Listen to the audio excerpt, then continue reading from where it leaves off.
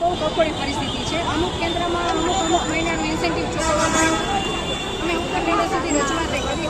હાઈકોર્ટના આદેશ મુજબ સરકારે જાહેર કર્યું છે કે લઘુત્તમ વેતન માણસને મળવું જોઈએ જીવવાથી, જે 26,000 રૂપિયા છે. એમાં અમારો સમાવેશ કરે. અમારી એટલી માંગણી છે કે અમારો સમય નક્કી કરે. અમારે કામગીરીના કલાકો નક્કી જ નથી. ગમે ત્યારે ગમે ઓનલાઈન કામગીરી અત્યારે અમારી પાસે કરવામાં આવે છે, જેમ કે આભા કાર્ડ કરવા, આયુષ્યમાન કાર્ડની કામગીરી કરવી.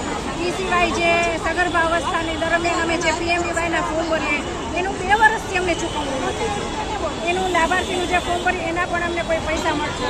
અને આ નજીવા મોબાઈલ હવે જરૂરિયાત મુજબ અત્યારે ઘરમાં એક એન્ડ્રોઈડ ફોન હોય તો એમાં અમે અમારી કામગીરી કરીએ કે ઘરના વ્યવહાર સાચવીએ કે કોનું કામ કરીએ. એટલી બધી મોંઘવારી અત્યારે વધી ગઈ છે કે નાનામાં નાનો માણસ અત્યારે આ પરિસ્થિતિમાં જીવી શકે એમ નથી. અને અમને દર વર્ષે જે યુનિફોર્મ જાહેર કર્યા છે એ યુનિફોર્મ સરકાર આપતી નથી. અમારી એક જ માંગણી છે કે આશા વર્કરને કાયમી કરો. ઇન્સેન્ટિવનું ન બોલ.